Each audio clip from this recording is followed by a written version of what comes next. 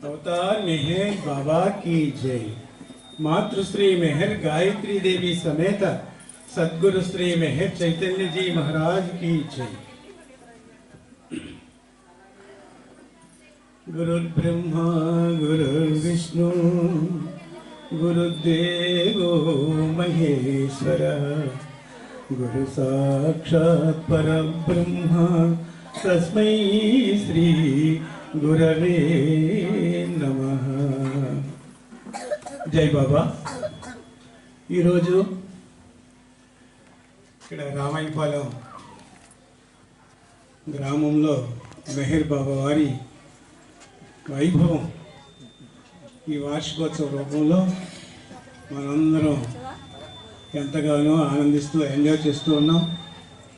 కాబట్టి మెహర్ బాబా యొక్క కృప మనందరిపైన వర్షించడానికి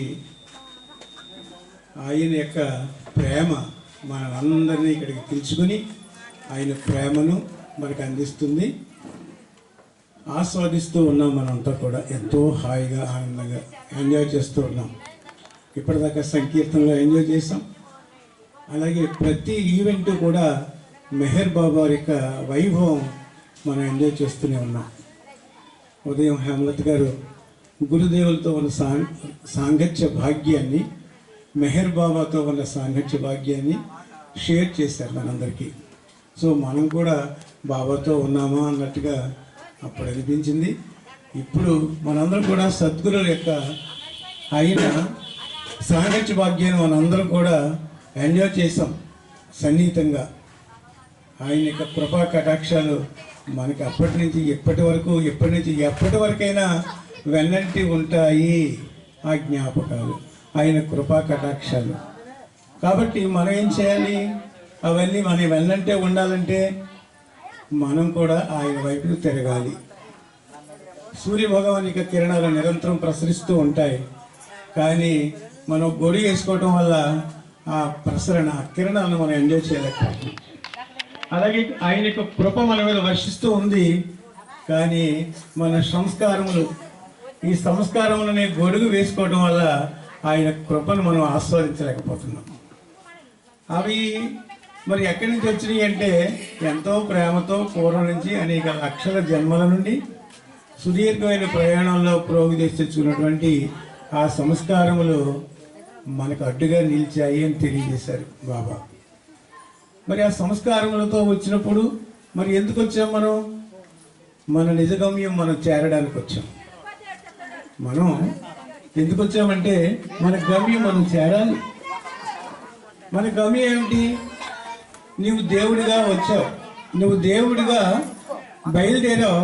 కానీ ఓం బిందువులోంచి ఎప్పుడైతే నువ్వు బహిర్గతం అయ్యావో, తను తాను తెలుసుకోవడానికి ఈ సృష్టి బిందువు ద్వారా నువ్వు ఎప్పుడైతే బహిర్గతం అయ్యావో, నీ యొక్క ఈ ఉనికి మరుగున పడిపోయి సత్వరజస్తమో గుణ ప్రధానమై అక్కడి నుంచి మెల్లిమెల్లిగా క్రమక్రమంగా మానవుడై సంస్కారములు ప్రోగు చేసుకుంటూ, అలాగే సత్వరజస్తమో గుణాలను మనం అనుభవిస్తూ, ఈ గుణాలతో, ఈ సంస్కారములతో, మనస్సుగా ఆలోచన పరంపరతో మన జీవితం అనేక లక్షల జన్మలు అలాగా జనన చక్రంలో తిరుగుతూ అనుభవిస్తూ ఉన్నాం. ఇలాంటి సందర్భాలలో భగవంతుడు మానవాళి కోసం పురోగమింపజేయడానికి, ఈ మానవాళి యొక్క నిజ గమ్యం చేర్చడానికి అవసరంగా ఆయన పదే పదే భూమి మీదకి అవతరిస్తూ ఉంటారని తెలియజేశారు. ఒక డాక్టర్ అవ్వాలంటే ఒకేసారి ఒక ఓవర్ నైట్లో డాక్టర్ కాలేడు, ఇంజనీర్ కాలేడు, అలాగే యాక్టర్ కాలేడు, అలాగే సంగీత విద్వాంసుడు కాలేడు. అదే మాదిరిగా ఇక్కడ మానవుడు ప్రతివాడు దైవం కావాలి అంటే క్రమక్రమంగా పురోగమించుకుంటూ ఈ స్థితులను దాటుకుంటూ ఆధ్యాత్మికంగా పురోగమించవలసిన అవసరాన్ని పురస్కరించుకొని వచ్చినటువంటి అవతార పురుషులు ఆయా కాలాలలో ఆ మానవుల యొక్క చైతన్య పరిధిని పురస్కరించుకొని వారందరూ కూడా ఒక త్రోపుని మలుపుని ఇవ్వడానికి ఆయా రూపాలలో మన మధ్యకు వస్తూ ఉంటాడు భగవంతుడు. మొట్టమొదటిగా వచ్చినవాడు ఎవరయ్యా అంటే శ్రీరాముని కంటే ముందు అవతారం చాలామందికి పరిచయం తక్కువగా ఉంటుంది. బాబా పరిచయం చేశారు. ఎవరయ్యా అంటే జొరాస్టర్. 3 మాటలు చెప్పాడు ఆయన. మంచి మాటలు, మంచి ఆలోచనలు కలిగి ఉండండి, గుడ్ థాట్స్, మంచి మాటలు మాట్లాడండి. మనం ఏది ఆలోచించినా నెగిటివ్గానే ఆలోచిస్తూ ఉంటాం, ఎందుకంటే కర్మలు అలాగే అనుభవింపజేస్తూ ఉంటాయి కాబట్టి. నీ హృదయం నిండు దారిని బట్టి నీ నోరు మాట్లాడును అన్నారు. ఇది ఎప్పటి నుంచే కాదు, ఎప్పటి నుంచో ఈ వాతావరణం ఉంది. గురుదేవులు అంటారు, ఇప్పుడు పేదవాళ్ళు ఉన్నారు, కుబేర్లో ఉన్నారు, అత్యంత కోటీశ్వరులు ఉన్నారు, రాముని కాలంలో కూడా ఉన్నారు, జరాష్ట్ర కాలంలో ఉన్నారు. సర్వకాల సర్వావస్థలందు ఈ స్థితులు ఎప్పుడూ ఉంటానే ఉంటాయి. అందుచేత అప్పుడు కూడా అజ్ఞానంతో కూడినటువంటి అనేక మంది మానవాళిని పురస్కరించుకొని జ్ఞానాన్ని ప్రబోధిస్తూ ఆయన జొరాష్ట్రగా మంచి ఆలోచనలు కలిగి ఉండండి, మీ జీవిత సర్వస్వము మారిపోతుంది, దైవానుగ్రహానికి పాత్రలు అవుతారని తెలియజేశారు. అది మంచి ఆలోచనలు కలిగి ఉండండి. అర్హత ఉన్న వాళ్ళందరూ దాన్ని ఆచరించారు, అనుసరించారు, ఒక అందుకు ముందుకు పురోగమిస్తూ ఉన్నారు. రెండో మాట ఏం చెప్పారు? నీ ఎప్పుడైతే మంచి ఆలోచనలు నీకు ఉన్నాయో నీ నోట్లోంచి వచ్చేవి ఆలోచన అనుగుణ్యంగా మంచి మాటలే వస్తూ ఉంటాయి. ఆలోచనలు కంట్రోల్ చేసుకోవాలి. ఇది మంచి ఆలోచన, చెడు ఆలోచన అప్పుడే కాదు, ఇప్పుడు కూడా చేసుకోవాలి. ఏది మంచి, ఏది చెడు, ఏది సత్యము, ఏది అసత్యము, ఏది నిత్యము, ఏది అనిత్యము. ఈ నిత్య అనిత్య వస్తు వివేకాన్ని మనం ఇప్పటికీ కలిగే ఉండాలి. ఎందుకంటే అనిత్యమైనటువంటిది ప్రతిదీ బంధిస్తుంది, నిన్ను పురోగమించడానికి ఆటంకంగా నిలుస్తుంది. అదే నీ దృక్పథము దేని మీద సత్యం వైపుకు పెట్టుకుంటే నువ్వేం చేస్తావంటే నిరంతరము ఆ సత్యం గురించి ఆలోచిస్తూ ఉంటావు. సంబంధించిన అనుభవం నీలో ఎస్టాబ్లిష్ అయిపోతూ ఉంటుంది. అందుకని ఆ ఆలోచన నుంచి ఖండిస్తూ ఉండాలి. 2 రకాల ఆలోచనలు, మంచి ఆలోచనలు, చెడు ఆలోచనలు. మంచి ఆలోచనలు నువ్వు ఫాలో అవ్వు, చెడు ఆలోచనల్ని అక్కడ కట్ చేసేయి. నీ చేతిలోనే ఉంది. ఎందుకంటే అక్కడి నుంచి సంస్కరించుకుంటూ రావాలి. రైతు కలుపు మొక్కలు తీసేస్తాడు, మంచి మొక్కలకి ఎరువు వేస్తూ ఉంటాడు. ఆ కలుపు మొక్కలు ఏమవుతాయి, బలాన్ని పుంజుకుంటే మంచి మొక్కలకి ఫలితాలు ఇవ్వకుండా ఆటంకపరుస్తాయి. అందుకని ఇక్కడ కలుపు ముందే తీసేసి తర్వాత దానికి సంబంధించిన ఎరువులు వేస్తూ ఉంటాడు. అది చాలా బాగా ఏపుగా పెరిగి మంచి ఫలాలు మనకి అందిస్తుంది. అలాగే నువ్వు కూడా ఒక రైతువే. ఎందుకంటే నీ ఆత్మ అనుభవాన్ని పొందడానికి, ఆత్మ అనేటువంటి ఆ ఫ్రూట్, ఆ ఫలాన్ని నువ్వు ఎంజాయ్ చేయాలి అంటే నిన్ను నువ్వు సంస్కరించుకోవాలి, నీ మనసును నువ్వు కల్టివేట్ చేసుకోవాలి అన్నారు గురుదేవులు. నిన్ను నువ్వు సంస్కరించుకోవాలి. సంస్కరించుకోకపోతే ఎన్ని లక్షల జన్మలు ఎత్తినా ఉత్తుత్తు ఊరేగింపు కింద మారిపోతూ ఉంటుంది. అందుకని అక్కడ ఆలోచనలు అక్కడ మనం అప్డేట్ చేసుకోవాలి. రెండవది, నోటికి ఎంత మాట వస్తే అంత మాట వ్యక్తం చేసేయకూడదు. ఆలోచనల్లోంచి వచ్చినటువంటి ప్రేరణ పురస్కరించుకొని, ఈ నోరు అంటే జస్ట్ లైక్ ఒక మౌత్ లాంటిది, దీన్ని కూడా మౌత్ అంటారు. నా నోట్లోంచి ఏ మాట వస్తే ఈ మౌత్ ద్వారా దాన్ని సౌండ్ పెంచి మీకు వినిపిస్తుంది. కానీ ఈ సౌండ్ పెంచి మీకు వినిపించే ఈ మౌత్కి ఏది ఆధారం? నా మాట ఆధారం. నేను మాట్లాడే నా నోటికి ఏది ఆధారం? నాలో ఉన్నటువంటి అంతర్యం పురుషుడు ఏం పలికిస్తాడో ఆయన వాక్కు రూపంలో ఆయన ప్రయాణిస్తూ ఉంటాడు. తదనుగుణంగా నోట్లోంచి ఆ వాయిస్ బయటకు వస్తుంది. అదే మాదిరిగా నువ్వు అక్కడే సంస్కరించుకోవచ్చు. ఎలాగా అంటే మౌనంగా ఉండడం ద్వారా నీలో అబ్జర్వేషన్స్ పెరుగుతూ ఉంటాయి. చూడండి, డాక్టర్ దగ్గరికి వెళ్తే పేషెంట్ని అబ్జర్వేషన్లో ఉంచాలమ్మా అంటాడు. ఏమో ఏ గంటలో ఎలా మలుపులు తిరుగుతాయో చెప్పలేం కాబట్టి వీరికని చెప్పి ఒక రోజు 2 రోజులు హాస్పిటల్లో ఉండాలి అంటారు. అలాగే మనకు కూడా మౌనంగా ఉండడం ద్వారా అబ్జర్వేషన్, ఇంతకీ ఏమిటి, నా మనసు ఏం ఆలోచిస్తూ ఉంది అని నీ మనసు మీద నువ్వు నిఘా వేసుకోవాలి అన్నారు గురువు గారు. ఎప్పుడైతే నీ మనసు ఎటు వాళ్ళతో వెళ్తూ ఉంటుంది కాబట్టి దాన్ని నిఘా వేసుకోవాలి, దాన్ని అబ్జర్వ్ చేస్తూ ఉండాలి, దాన్ని గుర్తిస్తూ ఉండాలి. దాన్ని ఎరుక అన్నారు. నీ మనస్సును ఎరుక కలిగి ఉండాలి. రెండవది వాక్కుకి ఎరుక కలిగి ఉండాలి. ఏది మాట్లాడినా ఇతరులకి బాధను కానీ కష్టాన్ని కానీ ఇవ్వకూడదు. చాలా ప్రాక్టీస్ చేయాలి. స్మూత్గా ఉండాలి, ప్రేమతో ఉండాలి. పరుష వాక్యాలతో బాధించినా మనం బాధించినట్టే లెక్క. అందుకని ఎవరిని బాధించవద్దు అన్నారు. ఇవన్నీ కూడా మనకు అనేక ఉదాహరణలో మహాభక్తులైనటువంటి అనేక మంది వాళ్ళ ఆచరణలో వాళ్ళ జీవితంలోనే మనకు చరిత్రగా మనకు మిగిలాయి. అలాంటి మహాత్ములు ఎందరో పేరు చెప్పుకోవచ్చు.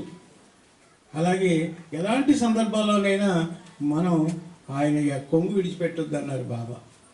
అందుకని నీ కష్టాలు ఎందుకు వస్తాయంటే నా యొక్క అనుగ్రహం నీ మీద పడినప్పుడు మరి కష్టాలు రాకపోతే ఏమొస్తాయి? ఇప్పుడు చాకలదయ్యకి బట్టలు వేస్తామండి, మరి ఆయన ఏమో రాతిని పెట్టి కొడతామంటాడు, ఉడకబెట్టిన తర్వాత లేదా సబ్బు పెట్టి. మరి నీకు తెలుగు రావాలా లేకపోతే నీ బట్టలు కొట్టకూడదని కూర్చుంటావు అక్కడ? నా బట్టకి ఉప్పు తగలకుండా నువ్వేమి దాన్ని పెట్టి బాధొద్దు అంటాడా ఎవడన్నా వెళ్ళి? నువ్వు ఎంత బాధ్యత నాకెందుకు, నా బట్ట మాత్రం శుభ్రం అవ్వాలి.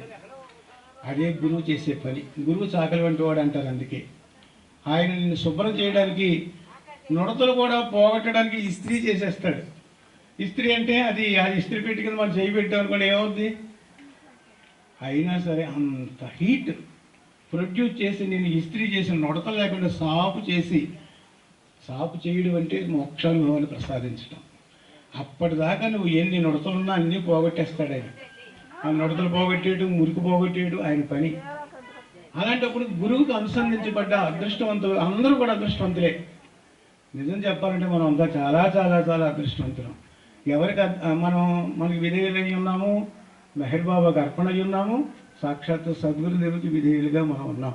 విధేయత అంటే ఆయన చెప్పిన విషయాన్ని మనం పాటించడమే విధేయత అన్నారు. అర్పణ అంటే సర్వకాల సర్వావస్థలందు నీకు ఎలాంటి సమస్యలు తారసపడినా, కష్టం కానీ సుఖం కానీ బాధలు కానీ వ్యతిరేకతలు కానీ ఏది నీకు తారసపడినా అంతా కూడా భగవంతుని యొక్క భగవత్ ప్రసాదముగా భావించి, ప్రసాదం చూడండి, చేద్దాం మంచిగా తక్కువ ఎక్కువ అనే భేదభావం లేకుండా కళ్ళకద్దుకుని మరీ స్వీకరిస్తాం. అలాగే నీ జీవితం కూడా మెహర్ బాబా యొక్క ప్రసాదంగా మారిపోవాలి. నీ జీవితాన్ని ప్రసాదంగా మార్చుకోవాలి. ప్రసాదంగా మార్చుకోవడం అంటే పవిత్రంగా మార్చుకోవాలి. పవిత్రంగా మార్చుకోవాలంటే అది శక్తివంతం అయిపోవాలి. నీ జీవితం దేంతో? భగవన్ నామస్మరణతో పునీతం అయిపోవాలి, పరిశుద్ధం అయిపోవాలి. ఆ భగవద్ నామస్మరణతో మన జీవితాలన్నీ పరిశుద్ధం చేసుకోవాల్సిన బాధ్యత మనపై ఉన్నది అన్నారు బాబా. నా నామాన్ని స్మరించు, నీకు సహాయం చేస్తాను. అంచేత వస్త్రాన్ని క్లీన్ చేయడానికి సబ్బు వాడతారు. ఆ సబ్బే ఈ నామస్మరణ అని చెప్పారు. సబ్బు వాడితే ఎలాగైతే మురికిపోతుందో, నామస్మరణ చేయడం వల్ల నీలో కలుషితాలన్నీ కరిగిపోతాయి. బండ పెట్టి బండల మీద బాదడం వల్ల ధ్యానము దానికి ఉన్నటువంటి మురికి కణాలన్నీ చెదిరిపోతాయి. ధ్యానం చేయడం వల్ల అనేక ఆలోచన పరంపర నిన్ను వెంటాడుతూ ఉంటుంది. ప్రతి ఆలోచనని గుర్తించాలి, విస్మరించాలి, గుర్తించాలి, విస్మరించాలి, విడిచిపెడుతూ ఉండాలి. అది ధ్యానంలో సాధ్యమవుతుంది. బాహ్యమైన జీవితం కన్నా ధ్యాన సమయంలో నీ మనసు, నువ్వు ఎప్పుడైతే మౌనంగా ఉన్నావో నీ మనసు యొక్క చేష్టలు, నీకు ఆ మనసు యొక్క ప్రేరణ, దాని గుణాలు, దాని స్వభావాలు ఒక్కోటి అది అలాగ వస్తూ ఉంటుంది. వచ్చి నిన్ను ప్రలోభ పెడుతూ ఉంటుంది. విశ్వామిత్రుడు తపోభంగం చేసింది అప్సర అని అంటాం కదా. అప్సర కంటే అందమైనటువంటివి ఈ సంస్కారాలు. అలాంటి సంస్కారాలు వచ్చి మన తపోభంగాన్ని నాశనం చేసేస్తూ ఉంటాయి. అందుచేత ఆ మనసు మీద వ్యవహరించుకోమన్నారు. రెండవది మంచి మాటలు మాట్లాడమన్నారు. మంచి మాటలు ఏం చేస్తాయంటే నోరు మంచిదైతే ఊరు మంచిది అవుతుందని అందరూ అంటూ ఉంటారు. మరి ఎప్పుడు కూడా ఎక్కడ పొరపక్షము లేకుండా, ఇంకా చెప్పాలంటే చాలా చాకచక్యంగా నేర్పుగా ప్రేమతో మాట్లాడడం అలవాటు చేసుకోగలిగితే అందరూ మన మాట వినడానికి ఇష్టపడతారు. అవునంటారా కాదంటారా? తీయగా ఉండాలి.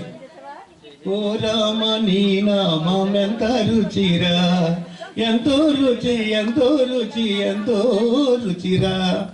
మరి సంగీత విద్వాంసులు ఇక్కడ పాడకూడదు, కానీ ప్రేరణ, బాబా ఎడల ప్రేరణ అంతటి రుచి కలిగి ఉండాలి.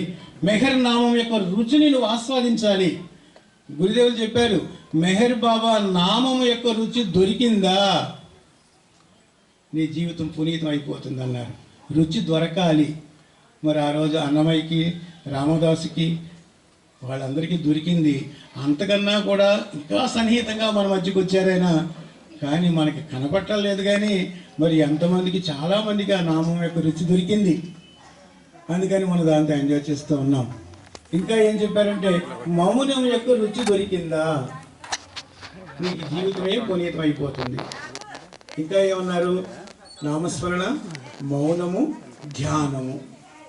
ధ్యానం యొక్క రుచి దొరకాలి. దొరకాలంటే ఈ రుచులు దొరికేటువంటి ఊరికే దొరికేస్తాయా? మరి శ్రమ పడొద్దు, కష్టపడొద్దు. ఇప్పుడు సంగీతం నేర్చుకోవడానికి ఊరికే వచ్చేద్దా? ఏదైనా అంతే కదండి. మేము ఎప్పటి నుంచో 40 ఏళ్ళని ట్రై చేస్తున్నాం. మాకు ఇప్పుడు ఇంకా సంగీతం రాలేదు. ఏదైనా పాడదామంటే మేము ఏదో గాలిపాటు త్రిమూర్తులు మేము అక్కడే పాడుకుంటామే, కానీ నిజమైన సంగీతం అయితే ఇంకో మాట కూడా చెప్పారు. ఈ సంగీతంలో ఈ వంపు సొంపులు, ఈ రాగాలు, ఆలాపనలు కాదు. నీ హృదయంలో ఆయన నీ ఎదురుగుండగా ఆ దేవాది దేవుణ్ణి ప్రతిష్ఠింప చేసుకుని ఆయనను వర్ణిస్తున్నట్టుగా నీ సంకీర్తన ఉండాలి. అప్పుడు కదా ఆయన ఆనందిస్తాడు. అందుచేత ఈ చెవులు ఏది అంటే, నీ పెదవులు పాడే పాటలు కానీ మాటలు కానీ నాకు వినపడవు. ఏం వినపడతాయట? నీ హృదయ ఆర్ద్రత నాకు వినిపిస్తుంది. భగవంతుని భాష ఏమిటండి? హృదయ భాష. మరి అన్ని రకాల భాషలు ఉన్నాయి. తెలుగు, ఇంగ్లీషు, అనేక రకాల భాషలు మనకి తారసపడుతూ ఉంటాయి. కోయి వాళ్ళకి కూడా ఓ భాష ఉంటుంది, పక్షులకు భాష ఉంటుంది, కుక్కలకు భాష ఉంటుంది, కోతులకు భాష ఉంటుంది. అంటే వాళ్ళ ప్రేరణతో వాళ్ళు ఏదో ఆ సైగలు, ఆ స్వరాలతో వాళ్ళు అండర్స్టాండింగ్ చేసుకుంటూ తదనుగుణమైన జీవితం జీవిస్తూ ఉంటారు. మరి ఎన్ని భాషలు, మరి ఆయన సర్వజ్ఞుడు, ఆయనకి ఎలా తెలుస్తాయంటే అన్ని భాషల ద్వారాను మాట్లాడేది ఆయనే కాబట్టి. బాబా అన్నారు, నేను మౌనంగా 44 సంవత్సరాలు ఉన్నాను, కానీ ఏ రోజు మాట్లాడకుండా ఉన్నాను? నేను నిరంతరం మాట్లాడుతూనే ఉన్నాను మీ అందరి ద్వారా. అందుచేత నేను ఈశ్వరీయ మౌనము, ఏ మౌనములుగా ఏదైతే మూలం ఉన్నదో ఆ భగవంతుని యొక్క ఆది స్థితి. ఆదిలో శబ్దం ఉండెను అంటే శబ్దములకు ముందు నిశ్శబ్దము, నిశ్శబ్దం బ్రహ్మముచ్యతే అన్నారు. ఈ సమస్తమైనటువంటి శబ్దములు దేనిలోంచి వచ్చినాయి? నిశ్శబ్దంలోంచి వచ్చాయి. ఆ నిశ్శబ్దమే నేను, ఆ మౌనమునే నేను. అది అందించడానికే నేను మీ మధ్యకి వచ్చి, నేను ఆ మౌనం ద్వారా మీ అందరి హృదయాలు పునీతం చేయడానికి, నా యొక్క ప్రేమను నింపడానికి ఆ మౌనమే నాకు సాధనగా వినియోగించుకున్నాను, ఆలంబనంగా వినియోగించుకున్నాను. అందుచేత నా యొక్క మౌనాన్ని మీ అందరిలోని ఎస్టాబ్లిష్ చేసేసాను. మీరు కొద్ది ప్రయత్నం చేస్తే చాలు, మీరు సక్సెస్ అయిపోతారు అన్నారు. నా నామాన్ని నేనే స్మరిస్తున్నాను, నా నామమును నేను స్మరిస్తున్నాను.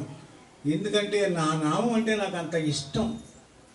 ఎందుకు ఇష్టమయ్యా అంటే, ఆ మెహర్ బాబా అనేటువంటి పంచాక్షరి మహామంత్రం, ఈ సమస్త ఆ కల్మషాలని కడిగేసేటువంటి దివ్య మంత్రం, ఆ దివ్య నామాన్ని నువ్వు ఎప్పుడైతే స్మరించావో, ఉచ్చరించావో, ఇంకా చెప్పారు బాబా, గురుదేవులు అన్నారు, మెహర్ బాబా అని 5 అక్షరాలు అనలేకపోతే బాబా అన్నా చాలు తత్ సంబంధించినటువంటి ఫలితాన్ని పొందగలవు అన్నారు.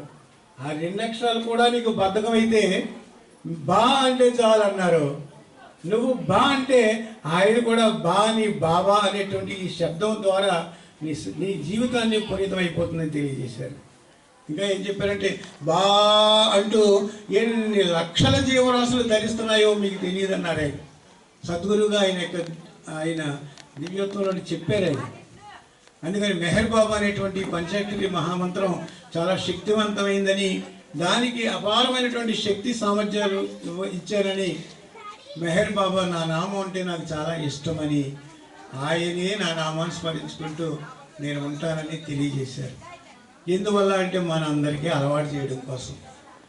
మరి ఆయన చేస్తున్నాడు అంటే ఎక్కడ ఒక రూపం ధరించి ఆయన నామం చేశాడని మనకు తెలియజేశారు. మరి మనందరిలోనే ఉన్నది ఎవరు? ఆయనే కదా. మరి మనందరిలో ఉన్నది ఆయనే అయినప్పుడు మరి ఈ నామాన్ని ఎవరు చేస్తారు? ఆయనే చేసుకుంటున్నాడు. కానీ నువ్వు అవకాశం ఇవ్వాలి.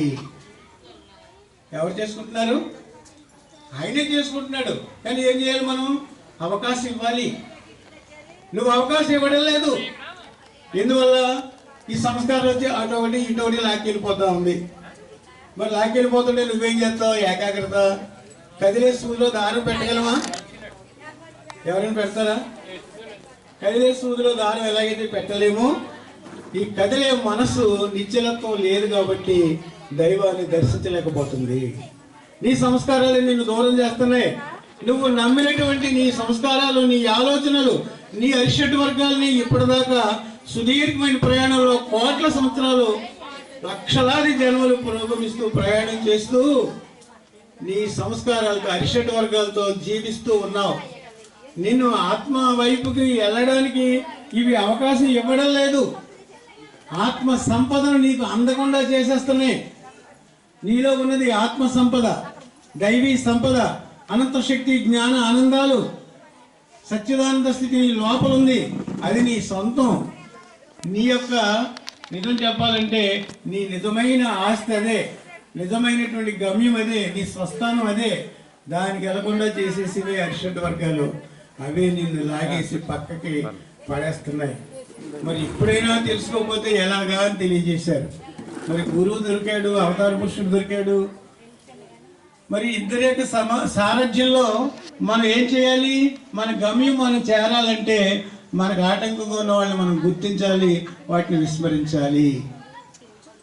ఎందుకంటే ముళ్ళు, కాళ్ళు ముళ్ళు ఏమండి, చిప్పులోని రాయి, చెవిలోని జోరీగా, కాలిలోని ముళ్ళు, కంటిలోని నలుసు, ఇవన్నీ ఎలాగైతే ఇబ్బంది పెడతా ఉంటాయో నిన్ను స్థిరంగా ఉంచదు. ఇంటిలోని పోరు, ఒంటిలోని పోరు. అనారోగ్యం వచ్చినా మనం ఏమి చేయలేం. ఇంట్లో బాగోకపోతే శాంతి ఉండదు. అందుకని ఇక్కడ ఇల్లు అంటే అర్థం ఏంటంటే మన శరీరమే మనకి గృహం. ఎవరి గృహం? అవతార పురుషునికి గృహం. దేహో దేవాలయ ప్రోక్త జీవో దేవ సనాతన అన్నారు. ఆ సనాతన పురుషునికి ఈ దేహం ఒక దేవాలయం అయినప్పుడు, ఆ సనాతన పురుషుడు నీలో ఉన్నప్పుడు నువ్వు ఎంత పవిత్రంగా ఉండాలి, ఎంత నిజాయితీగా ఉండాలి, ఎంత ప్రేమతో ఉండాలి, ఎంత అర్పణతో ఉండాలి. ఇలాంటివన్నీ మనం ఖాళీగా కూర్చొని ఆలోచించుకోవడమే ధ్యానము అన్నారు. నువ్వు ఎప్పుడైతే ఇలాగా ఎప్పటికప్పుడే అప్డేట్ చేసుకుంటున్నావో ఆయన నీలో మేల్కొంటాడు, నీ మాటలు వింటాడు. నీ హృదయంతో ఆర్ద్రత చెందుతున్నప్పుడు నీ పిలుపైన తప్పనిసరిగా వినపడుతుంది. వింటాడు, విని తీరుతాడు. అందుకని బాబా అని పిలిస్తే చాలు పక్కనే వచ్చి నీకు సహాయం అందిస్తూ ఉంటాడు. అందుకని మనం ఎంతోసేపు సర్వకాల సర్వస్థలందు మెహర్ బాబా దివ్య నామాన్ని స్మరిస్తూ ఆయన నామాన్ని మనం నిరంతరము చేయడం ద్వారా నీకు శక్తి, ఆయన యొక్క అనుగ్రహము, సహాయాన్ని పొందగలవు. ఇక మూడవది ఏంటంటే మంచి ఆలోచనల తర్వాత మంచి మాటలు, మంచి మాటల తర్వాత మంచి పనులు అన్నారు ఆయన. Good thoughts, good words and good deeds. మంచి పనులు చేయండి. ఏది మంచి పని, ఏది చెడ్డ పని. అందుచేత మనం మంచి చెడు అనేటువంటిది దేని బట్టి ఆధారపడి ఉంటుందంటే గురుదేవులు చెప్పారు, అందరికీ ఉపయోగపడేది అంత మంచి పని. తద్వారా ఎవరికి కష్టం కానీ నష్టం కానీ కలిగించకుండా ఉన్నటువంటి ఏ పనైనా సరే మంచి పని అన్నారు ఒకే మాటలో.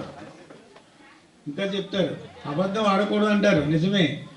ఒక వ్యక్తి యొక్క ప్రాణాన్ని సంరక్షించాలన్నప్పుడు, కాపాడితే చాలా ప్రమాదంలో ఉన్నప్పుడు ఒక అబద్ధం నిజంలాగా పనిచేస్తుంది అన్నారు. ఒక నిజం చాలా మంచిది, నేను నిప్పులాంటి మనిషిని, నిజం తప్పుతా మాట్లాడతానంటే ఒక ప్రాణానికి హాని కలుగుతుంది అన్నప్పుడు నువ్వు నిజం కూడా అబద్ధం లాంటిది అన్నారు. అంటే ఇక్కడ ఏమవుతుందంటే ఇతరులకు మంచి కలగడానికి నువ్వు నీ ప్రయత్నం ఉండాలి సుమా అని తెలియజేశారు. సరే, జొరాస్ట్రగా వచ్చినటువంటి విషయాన్ని ఆచరించి తదనుగుణంగా ఆయన కూడా చెప్పారు. ఎందుకంటే ఈ జనాన్ని అందరిన శిష్యులు అనేక మందిని తయారు చేశారు. జ్ఞానులుగా మార్చడానికి ప్రయత్నించారు. కానీ అప్పుడు కూడా మోపం ఉంటుంది కదా, వ్యతిరేకమైనటువంటి ఎప్పుడు బ్యాచ్లు ఉంటాయి. అంటే దానవులు రాక్షసులు, దానవులు రాక్షసులు రెండో ఒకటే కాబట్టి దేవతలు రాక్షసులు, రైట్? దేవదానవులు. ఓకే, మరి మనలో కూడా ఉన్నారుగా, మంచి వాళ్ళు అందరూ దేవతలు, చెడ్డ వాళ్ళందరూ రాక్షసులు, దెయ్యాలు. మరి నువ్వు దెయ్యాలను వదలగొట్టుకోవడం అనేసి దెయ్యాలని లోపల ఉంచుకుంటే మరి నీకు దేవతలు అంటే అర్థం ఏమిటి? దైవత్వాన్ని అందించడానికి ఆ ట్రాక్లో ఉన్న వాళ్ళందరూ దేవతలే. మరి అగ్ని దేవతే, ఎందుకంటే నీ సంస్కారాలన్నీ రహితం చేసేస్తుంది. వాయువు, మరి నీకు వాయువు అంటే గాలి, మరి నీ లోపల ఏం చేస్తుంది? అది ప్రాణశక్తిని ప్రసాదిస్తూ నీ జీవితానికి సహకరిస్తూ అది దైవత్వాన్ని పొందడానికి సహకరిస్తుంది. వేమర్ గారు అంటారు, ముక్కులోని గాలి, ముక్కు ద్వారా వచ్చే గాలి ముక్తికి దారయ్యా విశ్వదాభిరామ విరవేమో అని చెప్తాడు ఆయన. మంచిది, ఈ గాలిని వినియోగించుకుంటే దైవత్వాన్ని పొందవచ్చు. ఇక అగ్ని చేసే పని ఏంటంటే సంస్కార రాహిత్యము, భస్మీపట్లం చేసేయడమే ఆయన పని. నీ సంస్కారాలను ఎవరికి ఇవ్వాలి? అగ్నిలో పడేయాలి. అందుకే దుని వెలిగించారు బాబా. ఇంకా చెప్పారు, అగ్ని ఎక్కడ ఉంది? నీ లోపలే ఉంది. ఆ అగ్నినే చైతన్యం అంటారు. చైతన్య స్వరూపుడు అయి ఉన్నా నువ్వు. ఇంకా మరి నువ్వు ఈ సంస్కారాలతో ఉంటే ఎలాగా? ఇప్పుడైనా మీరు ఛాలెంజ్ తీసుకోవాలని చెప్తారు. ఎలాగంటే, ఎస్ నేను దేవుడిని అయి ఉన్నాను. అది నువ్వు నేను అనుకోలేదు, మెహర్ బాబాయ్ చెప్పారు నువ్వు దేవుడివే అని. మరి మెహర్ బాబాయ్ చెప్పినప్పుడు మనం పాటించాలా లేదా? అదే కదా విధేయత. ఏమన్నా విధేయత అంటే ఏమిటి? భగవంతుడు చెప్పింది మనం ఆచరించడమే. మరి ఇందా బాగానే అనుకున్నాం, మనం విధేయత పాటించేస్తున్నాం అని అనుకున్నాం.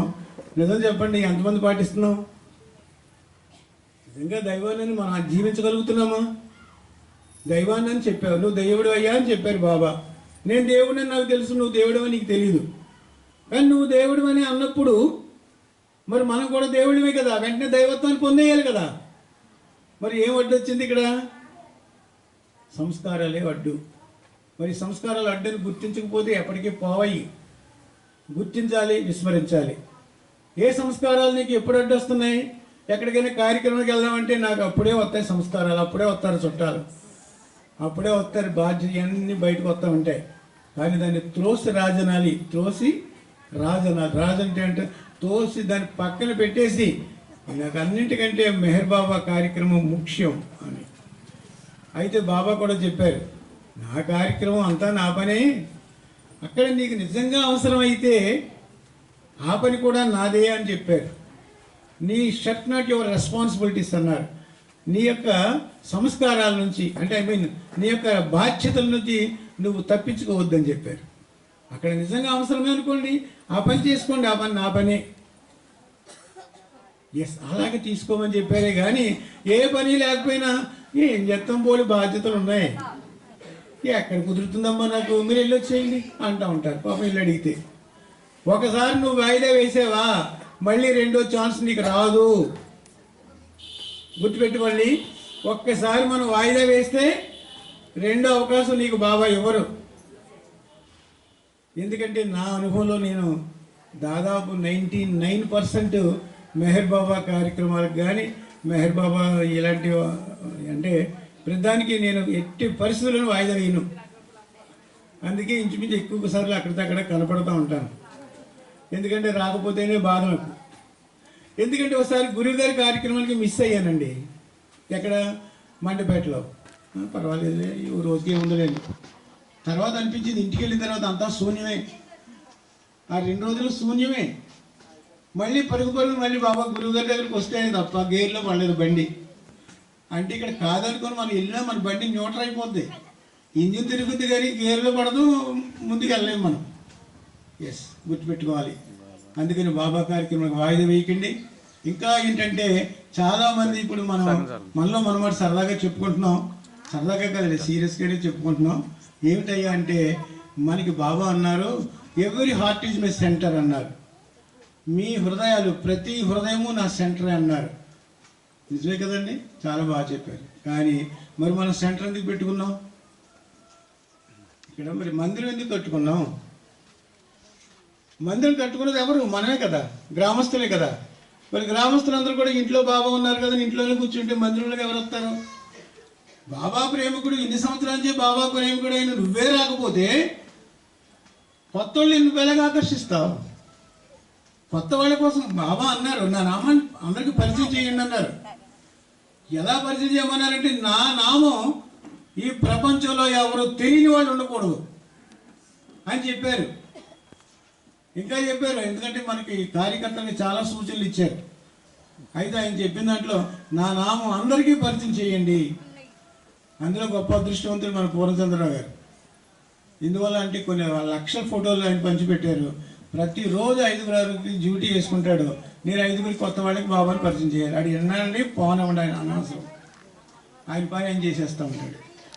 మరి మిగిలిన వాళ్ళు కాదా అంటే మనం చేస్తాం, కానీ తక్కువ చేస్తాం. అంటే చేయట్లేదని కాదు, ఎవరి స్థాయి వాళ్ళది, ఎవరి స్కిల్ వాళ్ళది, ఎవరి నైపుణ్యం, ఎవరి ఆపర్చునిటీస్ వాళ్ళవి. నేను ఒక రకమైనటువంటి నైపుణ్యాన్ని ఇచ్చారు బాబా, ఆయనకు ఒక నైపుణ్యం ఇచ్చారు, ఆమెకి ఒక నైపుణ్యం ఇచ్చారు. మరి రాధాకృష్ణ గారికి ఓ పాటలు రాయడమే కాదు, పాడమే కాదు, సంగీతం సరస్వతి తాండవిస్తూ ఉంది వీళ్ళందరి మీద. అలాగే కృషి చేసి వాళ్ళందరూ చేస్తూనే ఉన్నారు.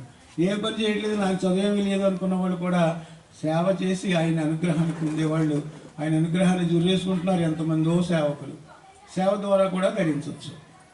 అందుకని ఇక్కడ మనం చేసేది, మన సెంటర్కి మనం వెళ్ళలేకపోతే ఎలాగా? ప్రతి వ్యక్తి గుర్తుపెట్టుకోవాలి, సెంటర్కి వెళ్ళలేనుడు ఇక్కడ ఎలాంటి వార్షికోత్సవాలకు వస్తాడా? వస్తే అసలు ఈ గ్రామం పడద్దా? ఒడిసిలేరు నుంచి ఎంతమంది వచ్చారు, మల్లేపల్లి నుంచి ఎంతమంది వచ్చారు, మల్లేపల్లిలో 40 మంది ఉన్నారు, ఎంతమంది వచ్చారు, ఒడిసిలేరులో 40 మంది ఉన్నారు నాకు తెలుసు. అంటే ఇక్కడ జనాలు పోగేయడం అని కాదు, మనము ముందు ఆసక్తి చూపాలి. లోపల దేవుడు ఉన్నాడు అనుకుంటామే కానీ దేవుని గుర్తించము, మనం పట్టించుకోము. గుర్తుపెట్టుకుందాం, ఇవాళ సెంటర్స్ అన్నీ కూడా నిర్వీర్యం అయిపోతున్నాయా అనిపిస్తూ ఉంటుంది. నిజంగా చెప్తున్నానండి, నేను గమనిస్తున్నాను కాబట్టి. ఏదో చిన్న పురాణాల్లో పాత్ర ఒకటి ఉంది, నారాయణ నారాయణ అని. ఏమిటి నారాయణ? నారద విశేషాలంటే ఆయన ఏమో అన్నీ పోసుకొచ్చాడు, ఆ విష్ణుమూర్తికో శివుడికో చెప్తూ ఉంటాడు ఆయన.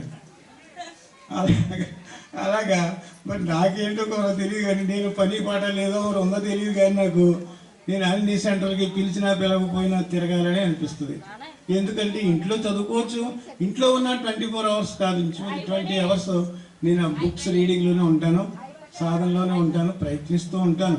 నేను ఏదో అని కాదు కానీ నా ప్రయత్నం, చిన్న ప్రయత్నం అయినా చేస్తూనే ఉంటాను. ఇక అక్కడికి ఏదైనా ఒక సత్యాన్ని నేను ఇక్కడ చదివినప్పుడు కానీ, దాన్ని గుర్తించినప్పుడు కానీ, ఎప్పుడు దీన్ని ఇతరులకు అందిద్దామా అనేటువంటి ఉత్సుకతతో ప్రయత్నిస్తూ ఉంటాను. వెళ్ళాలి వెళ్ళాలి వెళ్ళాలి అని షేర్ చేసుకోవాలనేటువంటి ఉద్దేశంతోనే నేను మల్లేపల్లి వెళ్తున్నాను, ఇక్కడికి వస్తున్నాను. మా ఊర్లో అయితే ప్రతి సెంటర్కి తిరుమూర్తులు నేను పలానా చోటకి వెళ్తున్నానంటే టక్కుమూలు వస్తాడు, బండి ఎక్కేసి ఇద్దరం కలిసి వెళ్ళిపోయి కార్యక్రమాలు. సిన్స్ 40 years నుంచి మేము చేసే పనులు అయ్యాయి. ఈనాడు అదృష్టమో ఆ ప్రభు యొక్క కొంగు దొరికింది మనకి. ఇప్పుడు కొంగు జారబెట్టుకోకూడదు. కానీ ఇంకొకటి చెప్తానండి, వయసు పెరిగిపోతుంది అంటే తరిగిపోతుంది. మనకున్న రోజులన్నీ కరిగిపోతున్నాయి మంచులాగా.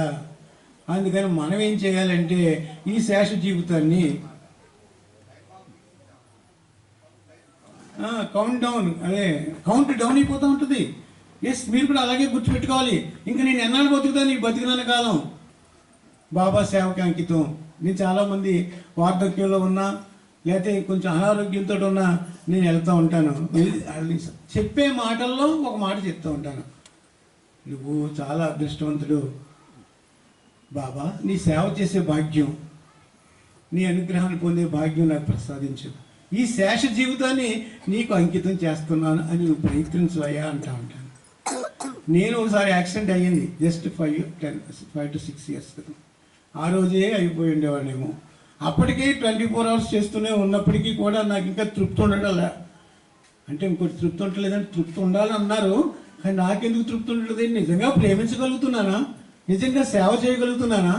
అసలు నేను చేసేదంతా ఊరేగింప నిజమా అనేటువంటి నాకే పశ్చాత్తాపం వచ్చి ఒక్కొక్కసారి ఏడుపు కూడా వచ్చేస్తుంది, బాధ వచ్చేస్తూ ఉంటుంది. ఆ యాక్సిడెంట్ అయిన తర్వాత ఆ రోజే చనిపోవాల్సిన పరిస్థితి. హెల్మెట్ నుగ్గులుగా అయిపోయింది, బండి ఇంకా మొత్తం పనిచేయదు. అయినా నాకు ఏ దెబ్బ తగలకుండా చిన్న చిన్న గాయాలతో బయటపడ్డాడు. సరే అప్పుడు కూడా బాబా నామం చేసుకుంటూ పాటలు పాడుకుంటూ వస్తున్నాను. వస్తూ ఉంటుంటే ఈ యాక్సిడెంట్ పొట్టులో ఇలా అడ్డు వచ్చింది. 11 గంటలకి సిద్ధాంతంలో పాలకొల్లు నుంచి బయలుదేరి వస్తున్నాను భీమవరం మీదుగా. 11 గంటలకి రాత్రి. ఎవరు ఉండరు, కానీ నా కోసం కొంతమంది ఉన్నారు.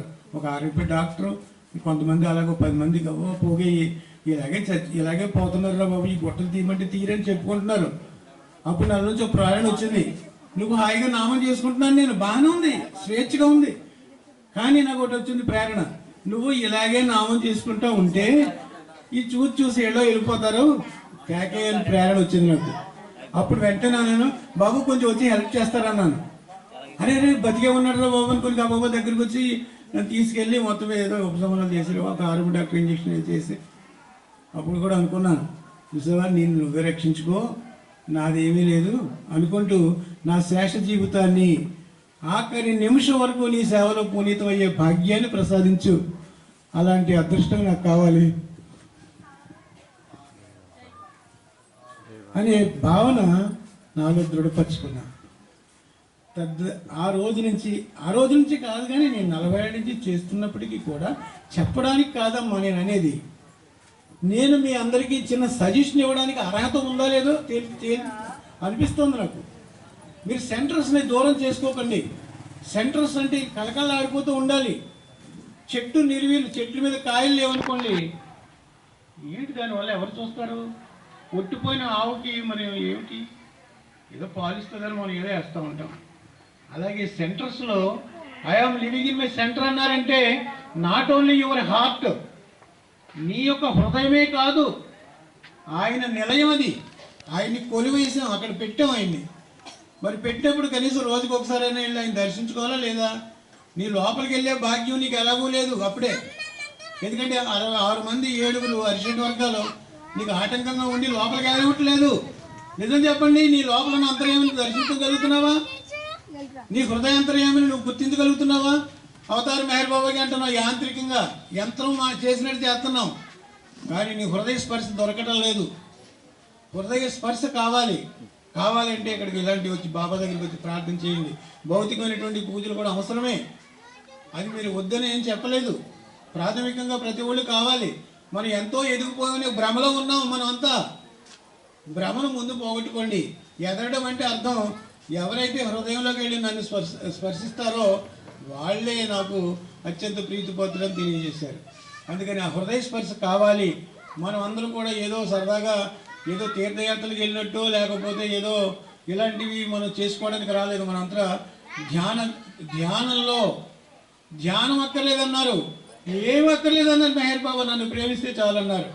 కానీ ప్రేమించే సత్తా మనకుందా? నిజంగా ప్రేమించగలుగుతున్నామా అనేటువంటి భావన మీలో క్వశ్చన్ వేసుకోండి. అప్పుడే మీకు తెలియబడుతుంది, నేను నిన్ను ప్రేమించవలసిన రీతిలో ప్రేమించలేకపోతున్నాను బాబా అని పశ్చాత్తాపం వస్తుంది. అప్పటి నుంచి నీ ప్రేమ మొదలవుతుంది అన్నారు. నువ్వు పశ్చాత్తాపం పడాలి, అప్పుడు కదా నీ ప్రేమ అనేది వ్యక్తం అవుద్ది. అందుచేత పశ్చాత్తాపం అనటం వల్ల ఏమవుతుంది, నీ లోపల ఉన్నటువంటి అరిషడ్ వర్గాలు నీకు కరిగిపోతాయి. కరిగి కరిగి కరిగి కరిగి ఏమవుతాయంటే చివరికి ఆవిరైపోతాయి. ఏం మిగులుతుందయ్యా అంటే అక్కడ చైతన్యం ఒక్కటే మిగులుతుంది. ఆ చైతన్యమే మహా చైతన్యంగా నిర్వాణమై, ఆ నిర్వాణంలో మహా చైతన్యంగా నేను దైవంగా మేలుకొలుపుతుంది. ఇదంతా పెద్ద ప్రాసెస్సే అదంతా. కానీ నేను సింపుల్గా చెప్పేది ఏంటంటే, నామం వల్ల తరించవచ్చు, ధ్యానం వల్ల తరించవచ్చు, మౌనం వల్ల తరించవచ్చు అని తెలియజేశారు బాబా. నువ్వు ఏది పట్టుకున్నా ఆయన చేరొచ్చు. సంగీతం ద్వారా కూడా తరించవచ్చు. తర్వాత ఇవన్నీ నీకు ఎందుకు సహకరిస్తాయంటే, సంగీతం అంటే ఏంటి, హృదయ ఆర్ద్రత లోపల నుంచి వచ్చేటువంటి. ఇందాక మన సోదరులు పాడారే, ఆ పాడేటప్పుడు ప్రతి స్టెప్ నేను అబ్జర్వ్ చేస్తూ ఉన్నా దగ్గర కూర్చుని, ఎంత కరెక్ట్గా కనెక్ట్ అవుతూ ఉంది ప్రతిదీ కూడా. అలాగే మన సోదరు